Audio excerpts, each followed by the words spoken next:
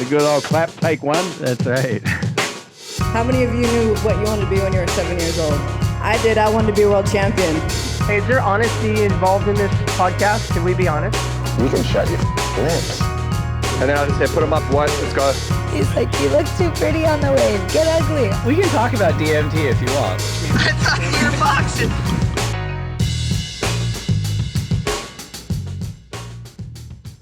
All right, the lineup is back with my part-time co-host for the season, Mitchell Salazar, joining me just days after the completion of the second of 10 stops on the 2023 WSL Championship Tour, the Hurley Pro Sunset Beach, which was won by first-time CT winner Molly Picklum and the reigning world champion Felipe Toledo.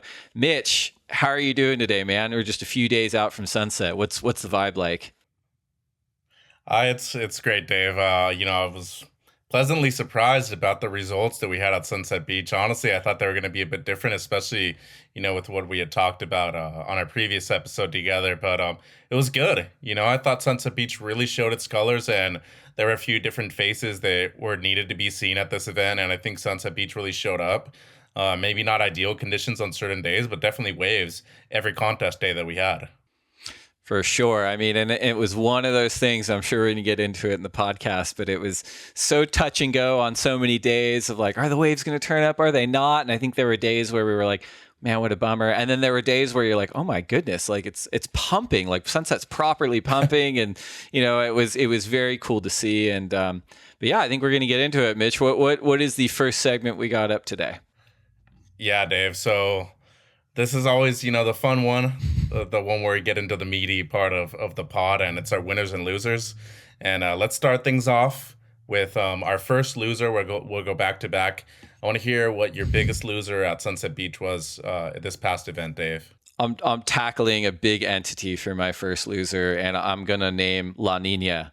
And La Nina can take a hike. I know we're in these cycles. There's El Nino cycles, there's La Nina cycles, and I know there's good days and bad days. But geez, pretty much every event that ran on the North Shore between December and February, it was a struggle. It was a struggle with swell directions, with winds, with sand on the reef, with weather, etc. And obviously that happens everywhere. But for our opening two events, we got Pipeline and Sunset Beach. They are scheduled in the prime wave season. It's really exciting.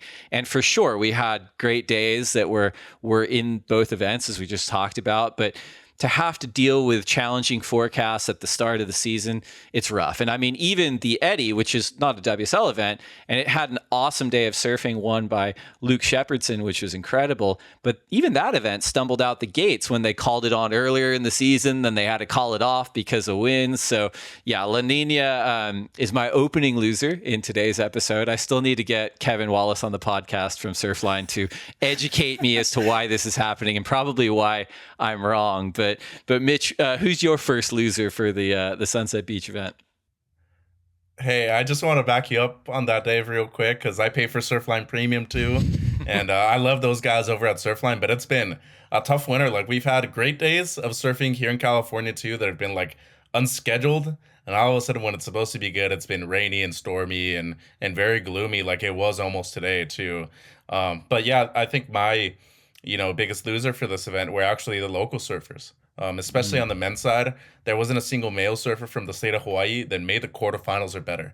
And that to me was very surprising because they're usually the people that'll show up, especially with the dominance that we saw from Baron Mamiya last year. I didn't see that from the men on the side of Sunset Beach this season. And I was very surprised. I thought Seth Moniz had a great opening round, 8.33 for that one barrel, literally taking off under the lip, straight into the barrel. Comes out, it's an excellent score. I thought Barron had a few good heats. The Zeke situation was hard to watch, and I can tell you, man, I've never been in that situation specifically, but when I saw him sitting on that bench with the towel over his head, it was sad. And he's really far down in the rankings right now. And just the fact that they weren't able to gain momentum, with one another was really difficult to watch. And it's just one of those things, Dave, where now they only have 3 events to really make up for those points. And heading into Portugal and then Bells Beach and Margaret River, it's going to be very difficult for them. That's such an interesting observation. And I would argue, and we'll probably get into it when we cover the Vissla CT Shaper rankings and how the Hawaiian Shapers fared as well. But I do wonder if that correlates with maybe my loser, which was La Nina, and just that we didn't get kind of classic pipe every day. We didn't get classic Sunset Beach every day. And that probably erased the advantage that the locals had there. For my second loser, this is not a surfer from Hawaii, although I'm sure he identifies as one because he lives there now. I'm not going to say the loser is Kelly Slater, but I'm going to say the loser is Kelly Slater, currently ranked 16th. And what I mean is, I think the ranking of 16th for him seems like almost the worst possible ranking for him at this early point in the season. And to be clear, like, I'm speculating wildly here. I've not talked to him. This is my own personal opinion, does not reflect that of the WSL. Let's get all that out of the way. But here's my reasoning. Kelly really wants to be in the Olympics in Tahiti in 2024. Now, they're only taking the top 2 American males from the championship tour rankings this year. So far, he's behind Griffin Colapinto, John Florence, who is from the sovereign surfing nation of Hawaii, but the IOC doesn't recognize that, which is pretty shameful. Seth Moniz and Nat Young heading out of the opening Hawaiian leg and into the part of the season where, let's be honest, he hasn't expressed a ton of enthusiasm in recent years. Additionally, he's got Ian Gentile, Baron Mamiya, Jake Marshall, Kolohe Andino, and Ezekiel Lau all chasing him down in the rear view for one of those 2 American Olympic spots. Now, if he were securely in the top 10, my guess is he'd be heading into Europe with much more gas in the tank, thinking, I might have a WSL Final 5 appearance in me this season. I've got Olympic qualification at Chopu, where I'm still very, very dangerous. And conversely, if he were ranked lower, like somewhere in the mid-20s, there's a non-0% chance that he just abstains from the remainder of the season and sails off into the sunset and potentially looks for a backdoor into the Olympics somehow. But at 16, it seems like it's possible that he's stuck in the middle, not with the motivation to continue, nor the excuse to call it a day. So is Kelly a loser? Absolutely not. He's the greatest competitive surfer of all time. And in all likelihood, you and I and everybody listening to this podcast are going to have the pleasure of bearing witness to how he bookends such an amazing career. But Kelly ranks 16th at the moment. That's not great for him, in my humble opinion. It's a great point you make, Dave, because I don't think a lot of people, and I'm thinking in my own mind, okay, he doesn't have a good relationship with Sunset Beach, doesn't really free surf there, and a lot of people still don't associate Kelly with surfing Sunset well. But that doesn't mean that he can. I mean, he had a couple moments of brilliance right there where he was choosing waves underneath everybody else's priority, especially when we had the overlapping heat format. So I actually agree with you. I'm going to go as my second biggest loser with Kelly, too. I was going to say somebody else, but now that I heard your opinion, I actually agree substantially, because I think you're absolutely right, especially knowing that going to a wave of consequence like Super Tubos and Peniche, that could be an excellent place for him to do well. He's been a former champion there. He's finaled many different times.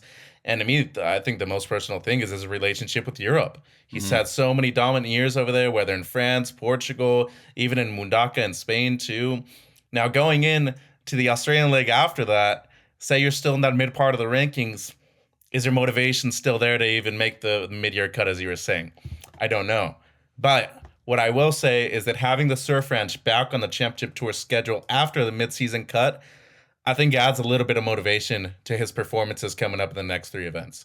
So despite Kelly being one of my losers here at this event at Sunset Beach, I still think that he has something to prove down the line, especially knowing how good he is in Tahiti and how good it can be at that time of the year in August too, Dave. So, I think he still has a shot, but at this event, I wasn't impressed.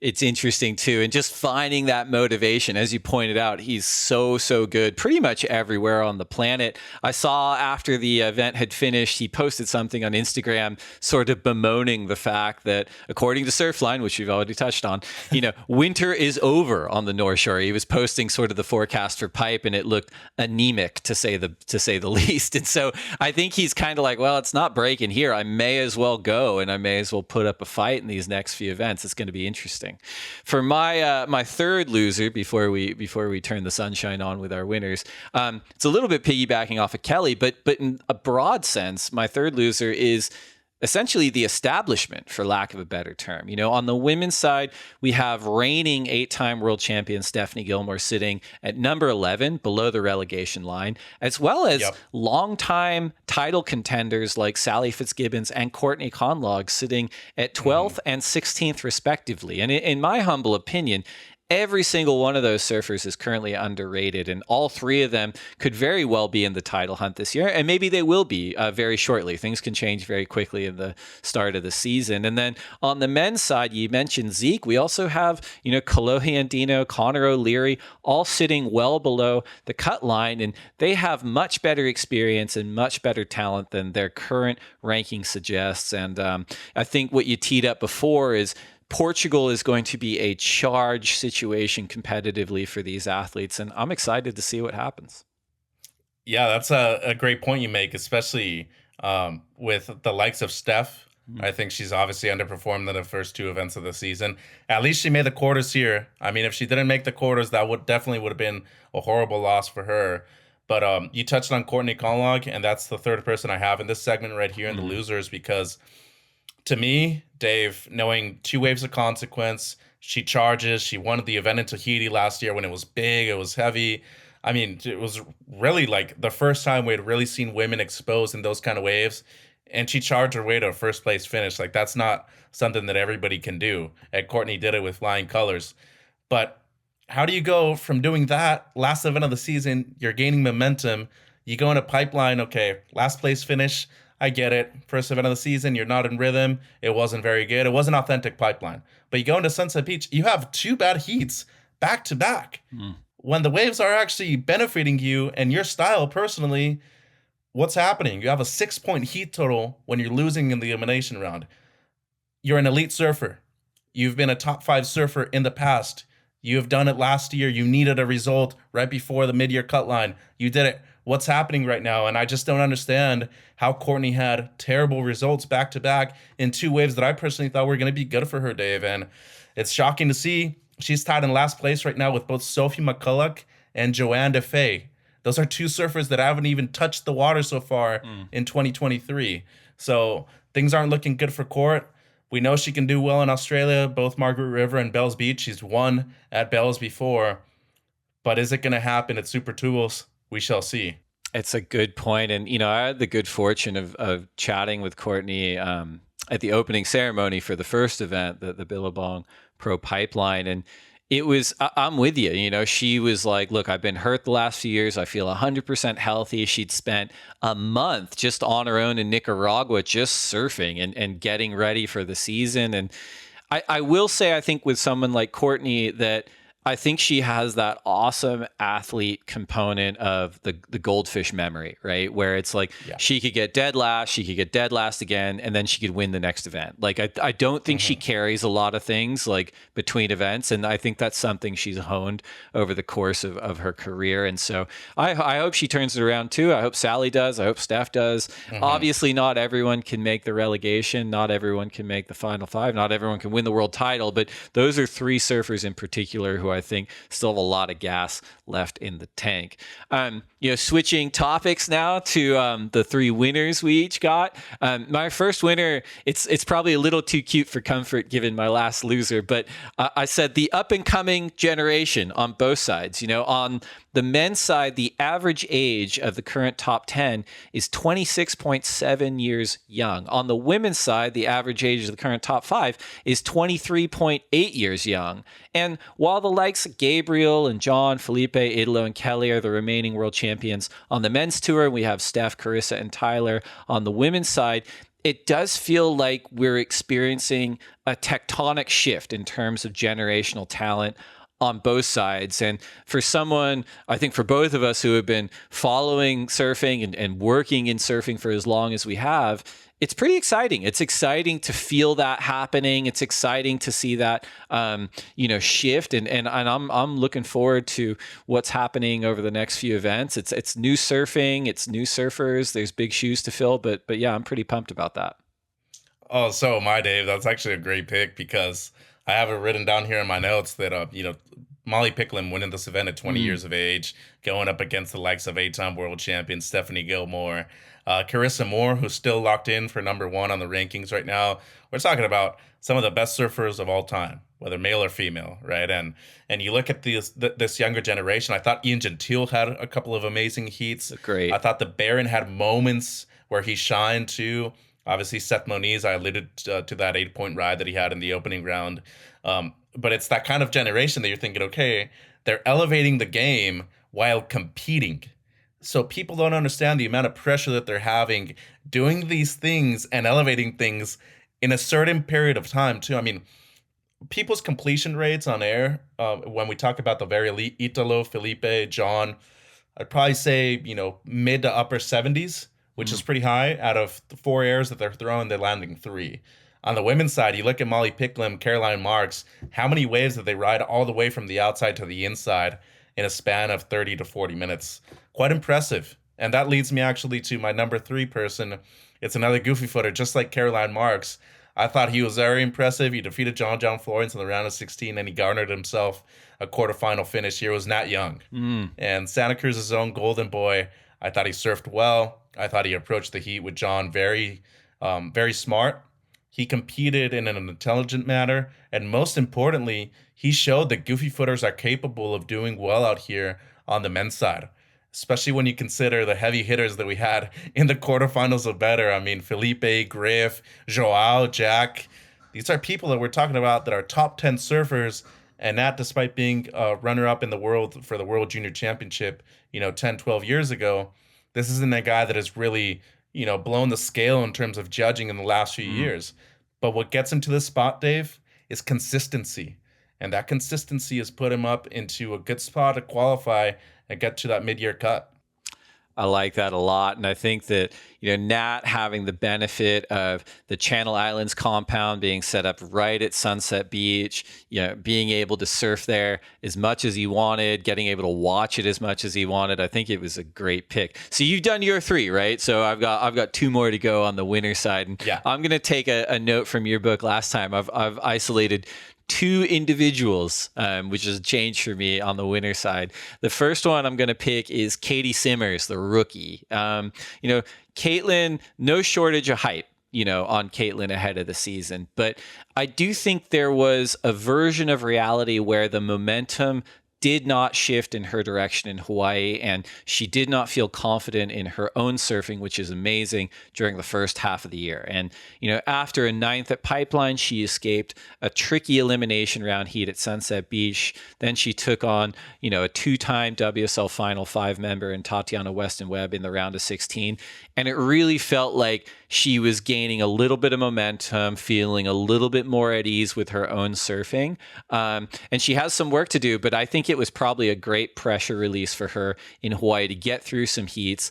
And back to the winner point, on top of that, apparently Oscar winner Matthew McConaughey, Rust Cole himself, is a Katie Simmers super fan and actually asked her for a selfie while he was in attendance at the Hurley Pro Sunset Beach. So for that reason alone, Katie would be in my winners list. But it's awesome to see her, opening up her surfing and feeling comfortable for such a young and dynamic surfer on the championship tour. No, that's an awesome pick. And I see Katie, here in California quite a bit. I've covered her, whether, judging, announcing, and vice versa, doing other stuff. Obviously, doing the broadcast and stuff too for the bigger events. But I've seen her grow.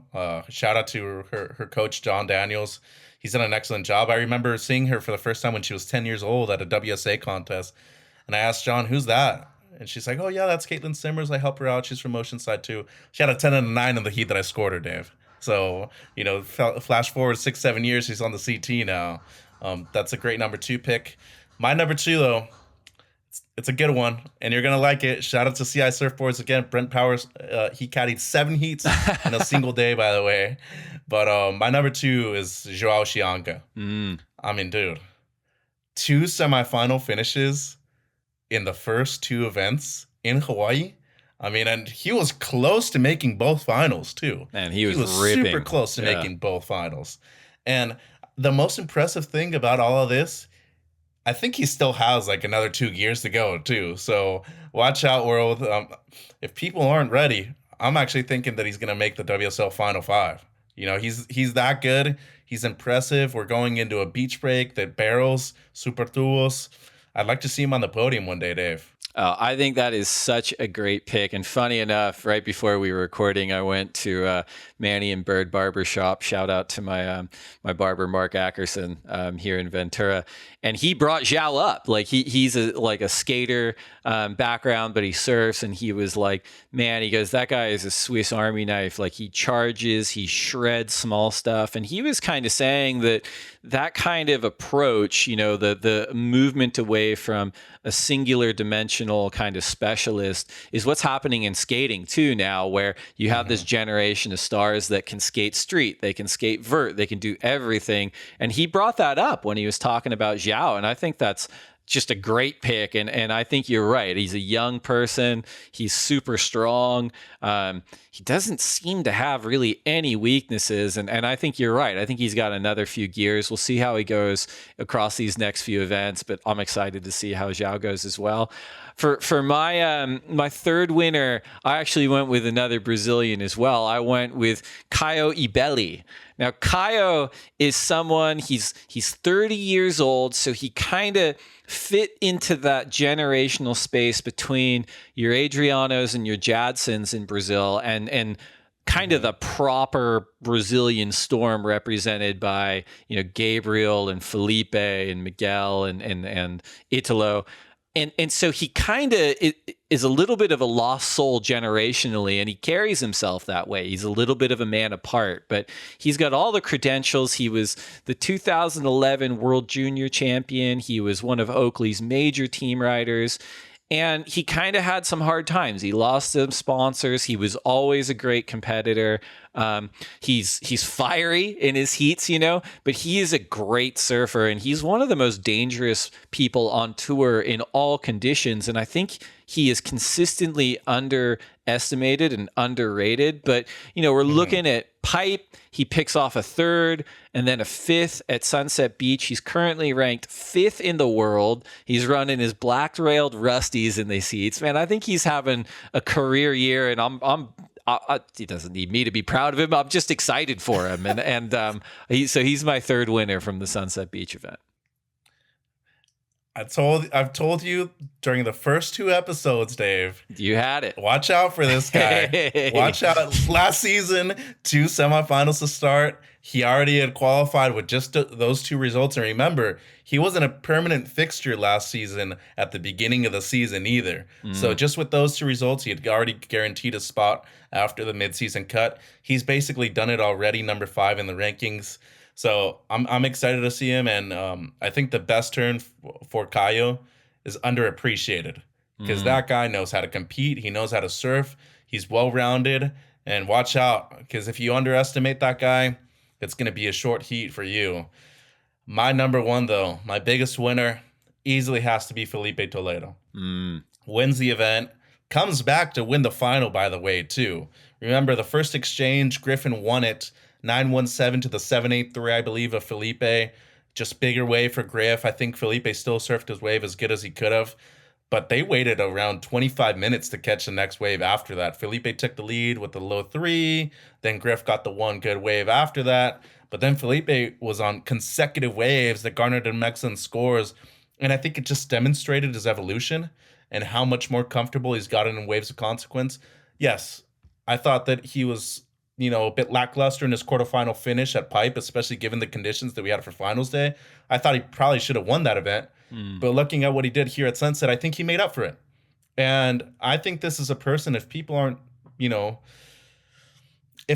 ready for him to stay at that number 1 position like he did for the majority of last year, this is going to be the pick that I'm going to have going into lower trestles, being a world champion at the end of the year again. I just don't see it happening another way. I picked him to beat Gabe in 2021 when we had the first Rip Curl WSL finals, lost 2 very close matches, that ends up defeating Italo in 2 matches last season at lowers. And now going into this year, guess what? He's number 2, very close to Jack Robinson. And if you're not careful, this guy's going to end up being the first back-to-back champ we've had on the men's side, St. John Florence. It's a great pick, and he was on my draft list. Coming out of Hawaii, ranked number 2 in the world, and Jack Robinson too. It needs to be said, current number 1 surfer, having a fantastic back-to-back at Pipeline and Sunset Beach. But in fairness, 2 venues that when you associate Jack Robinson there, you're like, yeah, he could win both of those, no problem. I think Felipe's been pretty vocal about, Pipeline being a challenge for him in the past. Sunset's such a roulette. So for him to be number 2 coming out of Hawaii and looking at Portugal, Bells Beach, Margaret River, Surf Ranch, El Salvador, Rio, J-Bay, Tahiti, and then lowers, man, he must have his fangs out, because it's going to be really exciting to see how he does. And then, of course, we've got Carissa and Molly sitting at the top of the women's rankings heading into Portugal. It's all happening. That was a super fun winners and losers segment. Can't wait for the next one. Can't wait to hear the feedback we both get for our picks, but that's part of the fun. We're going to take a quick break to get a word in from our sponsors, and when we come back, we're going to dive into some of that feedback with our listener questions.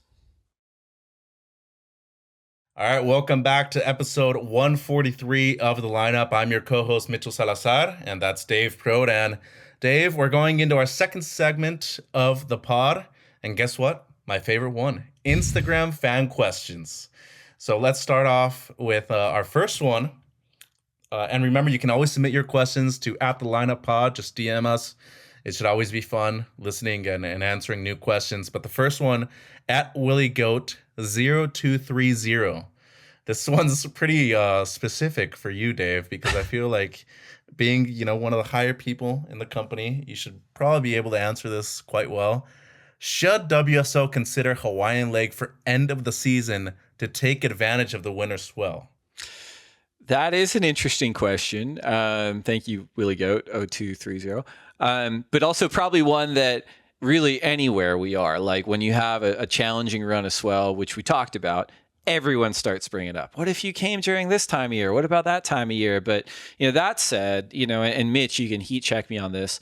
I still think that the late January, early February window for the North Shore is still in the prime winter window for waves. And arguably, as I understand it, that window is typically better for Pipeline because it's often the case that the sand has been knocked off the reef and the swells are more west than they are when we used to have it, which was in December. And west swells are also very, very good for Sunset Beach. And of course, as we've discussed, my number 1 loser, the La Nina cycle, has thrown everyone into a tizzy lately. So as always, we're at the mercy of Mother Nature. But despite some challenging days, at Pipeline and Sunset Beach, and those days not being considered like classic all time, there remained incredible moments in the surfing itself, which I think is a testament not only to the best surfers on the planet competing at the highest level of the sport, but just the structure, the calendar, and just how much is on the line. But, Mitch, you were a former QS campaigner. You know the ins and outs of swells better than I do. What do you think about where the Hawaiian leg is currently placed in the season compared to maybe, November, December? Well, I think, obviously there's still that question of always like, hey, shouldn't, Pipe finish the season and stuff like that. And I understand that. And I think up until a certain point, I agree. But I think it's way better when we're starting the season later off, January, February, with these events starting both at Pipeline and Sunset Beach. And as I told you at the beginning of the recording of the pod, I thought Sunset Beach delivered a lot more than I expected. We had that one day where we just woke up and we were running overlapping heats from start to finish no matter what, and it was perfect. And then we had a couple of beach break days that were super fun. It's maybe only the second or third time in history, Dave, that I've ever seen somebody do an air on the outside. Kalohe Andino's right. I had seen Kalani David, maybe Imai Kalani DeVault do an air on the outside like that. And then Yagodora with the air reverse on the left. I had never seen that before. But that was cool. And then finals day, Sunset Point firing all the way from the top, all the way to Val's. Count me in. I'm cool with that, And that was classic Sunset Beach. It wasn't maybe West Bowl heavy, but it was fun. It was competitive. It made it for a great event. I think it's cool where it's at, personally. I think it should stay there. So at Willie Goat 0230, love you, but I think it's gonna stay there at least as a permanent fixture for now. Let's go into question number 2, Dave. This one kind of aimed towards you too, because it's about a policy, and it's a funny question. What's WSL's policy on filming surfers having a meltdown? Drama or unsportsmanlike?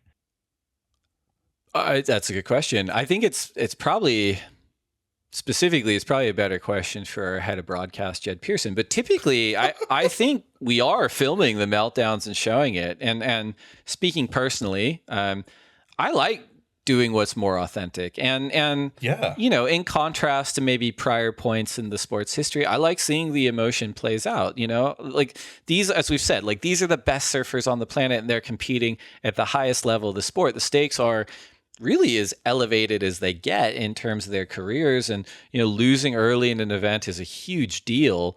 It is like a really interesting question though, because it's one of my pet discussion topics, and you know, I'd argue that surfing, for all of its chest thumping about being progressive nonconformist, has, you know, throughout its history had this weird like preoccupation with overly sanitizing itself in favor of being accepted by the mainstream, which I think is probably like a legacy Yes. mentality from the 70s, 80s, and 90s that all of us, and I'd include myself in this, had probably been swept up in from time to time. Like we're like, hey, no, this is supposed to be taken very seriously. We can't show that. We can't do that. You know, and it's and some people lean into that more than others. But I do think that one of the things that makes surfing so special and stand out from other sports is its rawness, and allowing that to flourish when appropriate is the right thing to do. I think there's a huge difference between being a professional sport where wild stuff happens and being an overly corporate, sanitized entity that tries to stamp authenticity out, you know? And I'm not saying that we all get it right every single time, but I think more and more we're leaning into like, look, we want to be a professional sport. We want to make sure that, you know, the officiating's buttoned up and the structure's buttoned up, and we are truly stewarding the progression of the world's best surfing in the live arena. But we're completely allowing everyone to be themselves. We're letting emotions happen, and we're letting the wild stuff happen, because it happens at every event. I don't know. What's your since you've been on almost both sides of the coin, Mitch? You know, you've been a competitor and now you are a commentator. Like, what's your take on this one? Yeah, first of all, I forgot to shout out, our Instagram user at Noah Purington. By the way, great question, Noah, and I agree with you, Dave. The main reason is because I think these moments humanize us. And if we deviate from these kind of moments and these things that make us competitive, they make us socially normal and maybe acceptable.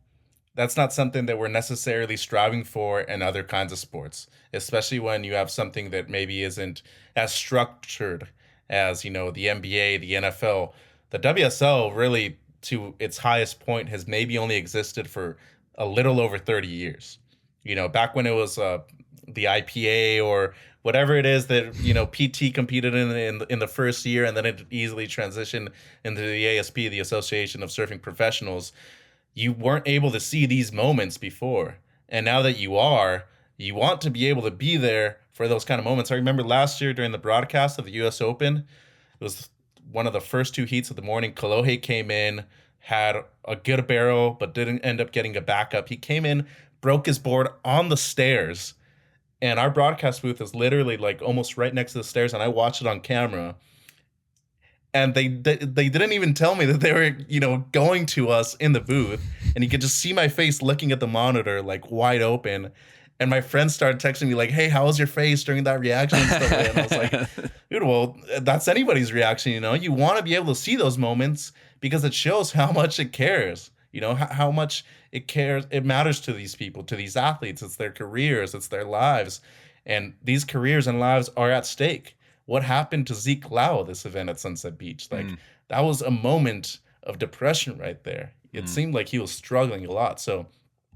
Great question at Noah Purington. We appreciate it. And our last question, from the Instagram at Gabriel P. Silva. He submitted quite a few questions, by the way. Thanks, Gabriel. Any plans to show athletes personnel info or personal info? I think he might have misspelled it. Like heart rate, how long the wave is, etc. I think he's talking more about the Apple Watch stuff, Dave. That makes sense. And yeah, I'm sure he is talking about the Apple Watch that the CT surfers are wearing this season. Gabriel, as far as I'm aware, there are no immediate plans to show this publicly, but it's always possible in the future. I think it's important to stress that the Apple Watch is there at the moment to provide additional information to the surfers, heat time, scores, priority, etc. All that information is in addition to what's always been available to them. They've got the beach announcers calling out the scenarios. There's a digital scoreboard, a digital clock, a priority disc. But we'll see, though. It would be interesting, I think. But what about you, Mitch? Do you want to see Molly's heart rate when she's dropping into a West Bowl at Sunset Beach? Yeah, maybe. I think it would be cool, especially in the further we go into athletics and maybe comparing ourselves to more mainstream sports such as basketball, NFL, or something like that. Especially speeds, I think would be the coolest thing, Dave. Getting Felipe's speed at a wave like Bell's where he's going down the line. El Salvador, who knows? Like, those are the kind of things where I'd actually be excited about seeing. So if it happens, cool. If it doesn't happen, I'm not bummed about it. We have a couple of bonus questions, Dave. Okay. I'm going to start with a fun one because I remember reading this the first time and I started laughing. At Wes Weber 4, is this all the lineup will be now? What? I don't really know what he means. I guess is he referring to the Mitch and Dave episodes? I'm pretty sure. Okay. I'm pretty sure. I mean, do you think he's excited? He wants to be like, yeah, no, that's all this will be. Maybe he's like, thankfully, or maybe, I don't know. It seems like a strange question to ask, but to answer, no, hopefully that doesn't disappoint too much. We still do our one-on-one episodes. Maxime Husano, Sarah Karogi, Shane Dorian, Cliff Capona we've had on this season. But bringing Mitch on this season, for personally speaking, has been so awesome to get your insights both from the water and the booth, and you just such a strong surfing mind. And to have fun, and kind of break up the formatting of the lineup. I think it's been really great. We've had so much positive feedback already. And yeah, I'm looking forward to doing more. If we can seduce Mitch into doing even more episodes, we will for sure. But yeah, no, to answer what was Wes Weber 4's question, no, this is not all the lineup will be, but it could be in future. Like if you want it bad enough, Wes.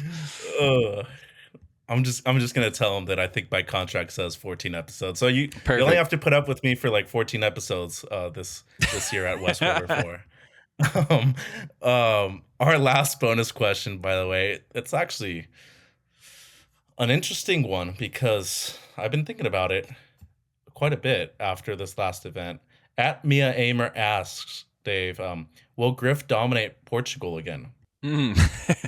Friend of the pod, Mia Amer, and celebrated Griffin Colapinto fan. I think it's a great question. Look, he looked, competing wise, like mediocre at Pipeline for him, of course. And then he looked awesome at Sunset Beach. He's the defending winner in Portugal. He has new sponsors in Quicksilver and Red Bull and an explicit goal of being at Lowers as the hometown contender for the world title at September's Rip Curl WSL finals. I think someone like Griffin has proven he has all the physical ability to be dominant again, not only at Portugal, but at several other stops on tour. I think with him, it comes down to the mental game at this stage. He puts in all the physical work. He has all the talent. He has his equipment dialed from Matt Biolis. Like, he's got Tom Whitaker in his corner. He's dialed up. I think when he falters, it's a mental issue. And I think when he succeeds, it's a mental issue. And he's been pretty candid about that too. Mitch, what do you think about Griffin? Not just at Portugal, but for this season? I think Portugal, it should be a decent result for him. If he gets anything better than the quarterfinal finish, I think he should be stoked about that. But I think for the rest of the season, you look at the guys that aren't even making the top 10 right now. Italo's outside of it. Kolohe's outside of it. Kanoa's outside of it. He's had two, kind of lackluster performances.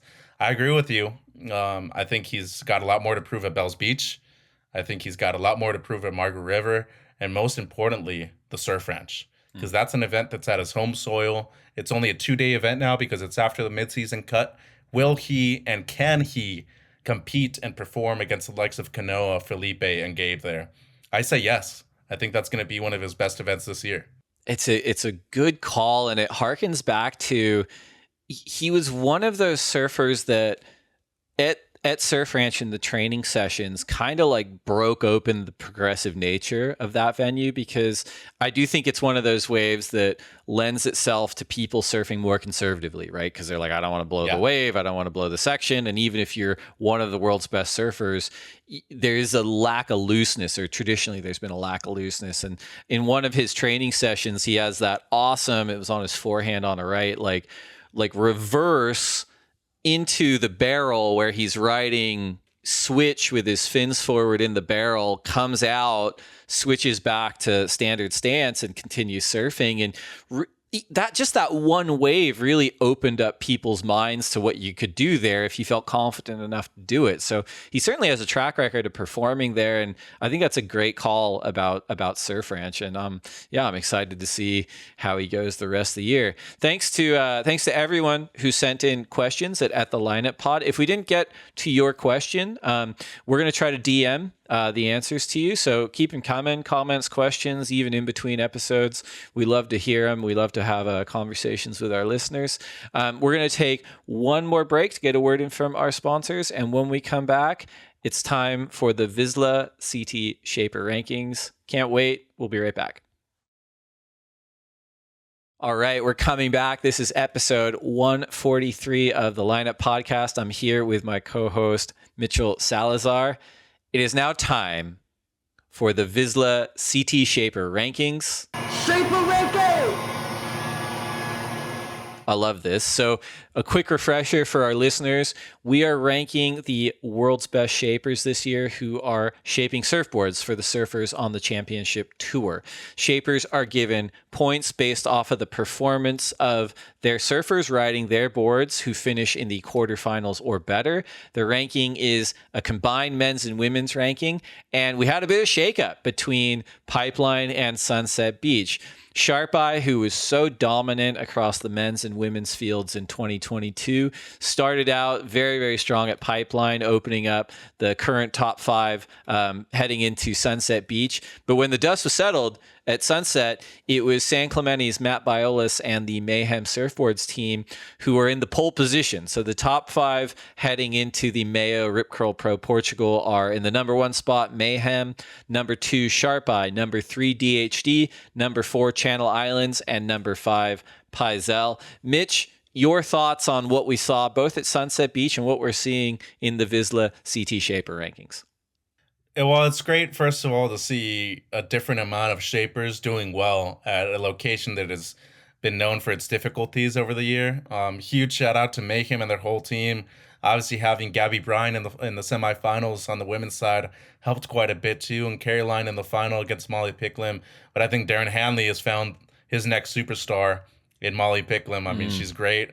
I think she's going to do a lot of damage in years to come, and especially even this year if she does qualify for the Rip Curl WSL finals too. But on the men's side, Sharp Eye winning with Felipe, Jack Robinson in the semifinals. Got to give a big shout out to Channel Islands, though. I mean, they had a couple of great guys in there. Matt McGillivray up against, who was it, Joao in the quarterfinals. Nat Young was in there too.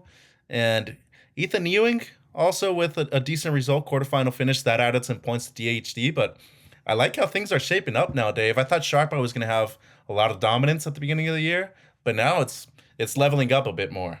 And I think it shows just how much things can change event to event, and we saw a lot of surfers riding Hawaiian shapers. We had, Pang from TNC Surf, Takoro, Arakawa across both events, both at Pipeline and Sunset Beach. But Paisel was the only local shaper to pick up points via his season-long team riders in John Florence and Tyler Wright. So despite a huge number of surfers riding sort of local shapers, there weren't many that ended up in the quarterfinals or better, either at Pipeline or Sunset Beach. Why do you think that is, Mitch? I know we touched on the tricky forecast. Do you think the fact that it wasn't classic all-time Pipeline and classic all-time Sunset Beach sort of hindered the advantage of those local shapers, or was something else at play?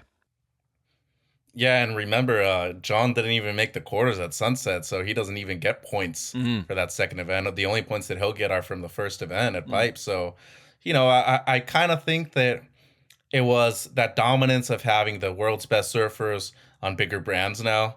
And obviously Sharp Eye's one of them. Felipe, with his dominance at several different spots worldwide. But I kind of still think it's up to the surfer's performance. I think that John tends to ride a lot of really small boards.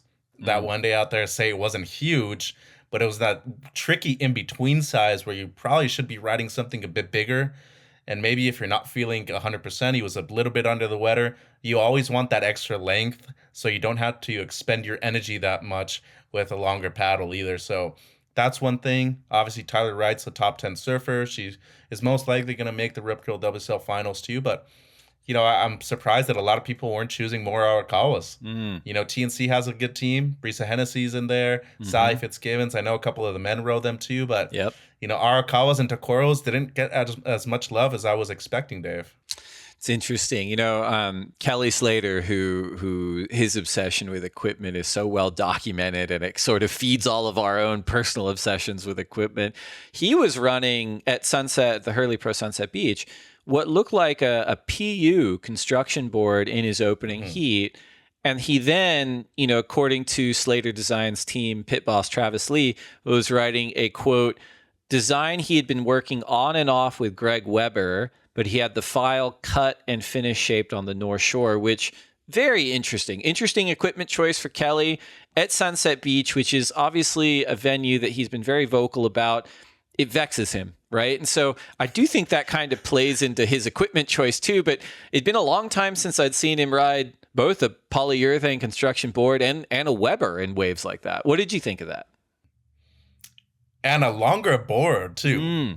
It's been years since I've seen him ride a board that long. I would have to say it looked like at least a 6'6". I know Pete was trying to get a little bit more information during his actual time off of the broadcast. And you know how Professor Pete gets. He likes to go into investigation mode and a little bit of detective mode right there when he's into in the athlete zone. But, it was impressive up until a certain point. I think it got him into the round of 16 because of his expertise just in surfing in general, but I don't necessarily think that board looked specifically good at that location.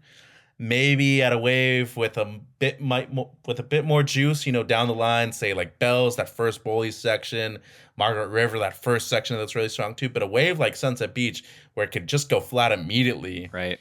It looked like he was kind of digging a rail a lot of times, and that's not something that you necessarily want to do out there. If you look at the surfing of an Ethan Ewing or Joao, just much cleaner rail surfing, especially with Felipe, and it seems like the boards that they were on were working for some reason because they made it all the way to finals there. Right. That's interesting. I mean, relatedly, in the Slater Design news camp, you and I were exchanging notes about Miguel Pupo, who longtime Sharp Eye team rider. He was riding Sharp Eyes earlier in the event at the Hurley Pro Sunset Beach, but then hopped on stickered up Slater Designs board on the bigger day, which unsure why. Like, we'll have to check in with Marcio Zuvi and or Yufu Penrose to elaborate. But sometimes it just comes down to, what, my bigger board was broken. I didn't have another one. I used this one. Right. But we have been toying with this concept. We saw, Kano Igarashi was riding a few Arakawas in Pipeline. Sharp Eye, through virtue of just how well they've done in the last few years, has the biggest team on tour right now, men and women. They've got 11 odd team riders. You have to wonder if that number becomes unwieldy at some point, where it's like you can't give all 11 the same attention that, say, like a Chris Borst can give Caitlin Simmers, who's the only team rider on tour, right? It's a one-to-one connection. And not to say that Sharp Eye doesn't have the resources to service everyone at that level, but at some point, you might see some surfers shifting around. And what did you make of the Miguel Pupo thing on the Slater Designs, Mitch? Because you're pretty close with Miguel. It's funny that you bring that up right now because I hadn't even remembered about it until you texted me the other day. I was like, really? He is? And then I looked more into it and I was like, oh, wow, you're right. It was an interesting decision. I don't honestly know what went into it, and I don't want to ask him on a personal side because, he might have some contractual issues or something. I don't know. But what I do know is that a good surfer can pick up any board at any given time, and they can surf that board well. And it obviously worked because he's still in the running to qualify again for lowers this season. Sure. But what I think is most interesting about this one specific event is that I always feel that the lighter surfers tend to ride boards that are so small out there. And you always see the bigger guys like Callum Robson, Ryan, Connor O'Leary, Zeke Lau ride the longer boards. And to me personally, as a bigger guy too, I've always been one of those guys. And Reynos Hayes told me this since I was very young. You need length out there and you need foam. And I think it goes hand in hand with the result that Griffin Colapinto had. He was always riding a board that was larger than him, a little bit longer too. And I feel like the way you really want to surf Sunset Beach as a true Hawaiian wave is with that more open face kind of surfing. And I think Felipe just kind of shut me up with the performance that he had in the final because he still had those sick rail carves, beautiful open face surfing, but he also had a lot of top to bottom surfing, and it was because he was riding that shorter board.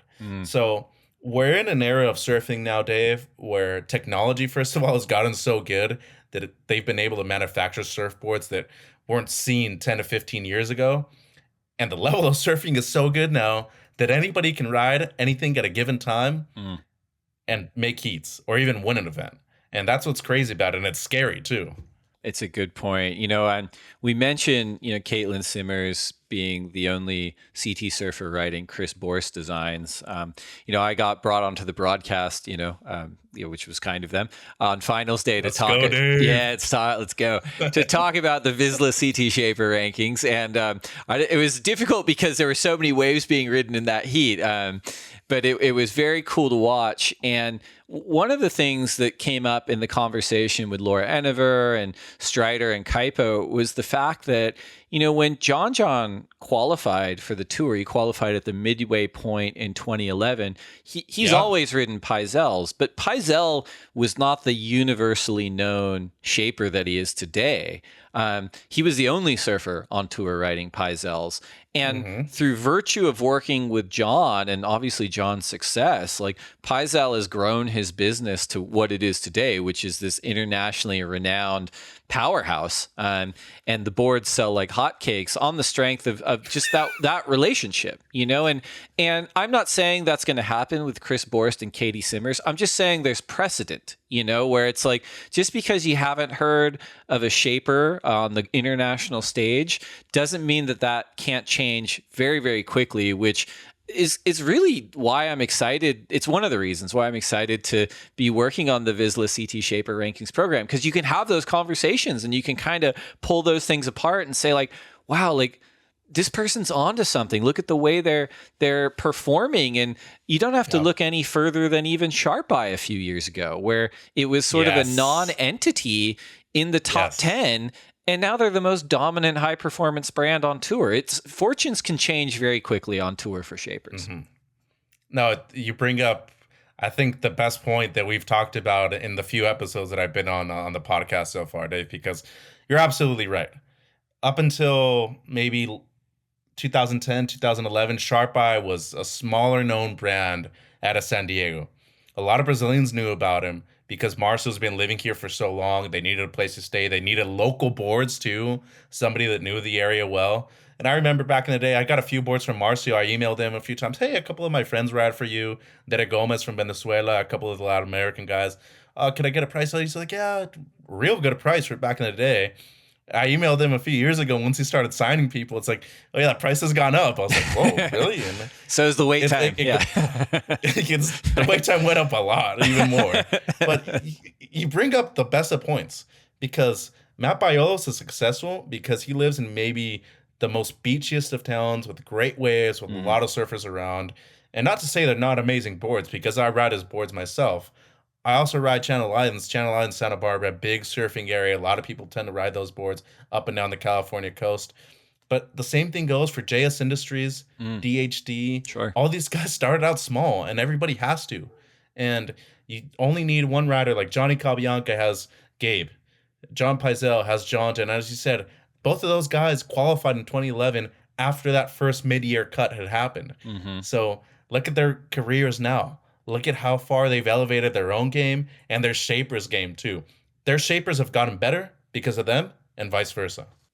Such a good point. And you mentioned it earlier, but such a strong showing from Sharp Eye in Hawaii. Back-to-back men's victories between Jack Robinson at Pipeline and Felipe Toledo at Sunset Beach. But in terms of the Vissla CT Shaper rankings, they ultimately ceded that number one position to San Clemente's Matt Biolis and the Mayhem team on the strength of Mayhem's both men's and women's team. You know, Sharp Eye's women's team has both Tatiana Weston Webb and Joanne Defay. Joanne Defay is still out with injury. Tatiana failed to place in the quarters or better at Sunset Beach, compared to Mayhem, who not only had Griffin Colapinto finish runner-up on the men's side, but had three women in the quarterfinals between Caroline Marks, Gabriella Bryan, and Carissa Moore. So huge showing from Mayhem, and it'll be interesting to see what happens in Portugal. You know, Mitch, we talked about, you know, your Pangs and your Arakawas and your Tokoros and your Pizells, the Hawaiian shapers. What about in Europe? Like, do you think that the CT surfers are going to be looking into local European shapers when they're there, or is that something that's fairly unique to Hawaii? No, I think it's something that you'll see worldwide. There aren't a huge amount of renowned shapers within the country of Portugal. There are a few within Europe. Sure. Obviously, Bradley, who's had success with Leo on the championship tour. I mean, he's coming off of a second place finish at Pipe. That's huge. Jeremy Flores used to ride his boards for the longest time too, before he transitioned to JS Industries. But I just want to say that those shapers in Europe maybe don't get the same amount of attention over here in the United States and in Hawaii because of the time zones. But there's boards that are over there that are just as good as any other board that's going to be made worldwide. And I think that applies for people in Australia. That's how DHD, JS all got big. Huge shout out to everybody on the Gold Coast that rides and supports their local shapers too. I think we need to see that a lot more in both the United States and Hawaii and in Europe. Especially in Brazil, that's how Marcio Suvi got a start. Ricardo Martins from RM, also a great shaper down there. If you're ever in those areas, remember to support your local shapers. But getting back to the point, I don't necessarily see it happening too much in Europe because I think Super Tubos is a world-class wave that offers enough punch where every single board over there is going to work. Makes a ton of sense. Well, that's it for our update on the Vissla CT Shaper rankings. And that's it for podcast number 143 on the lineup. Mitch, it is always a pleasure. I can't wait to keep the conversation going in between podcasts, and look forward to having you back real soon. Yeah. Thanks, Dave. Appreciate it.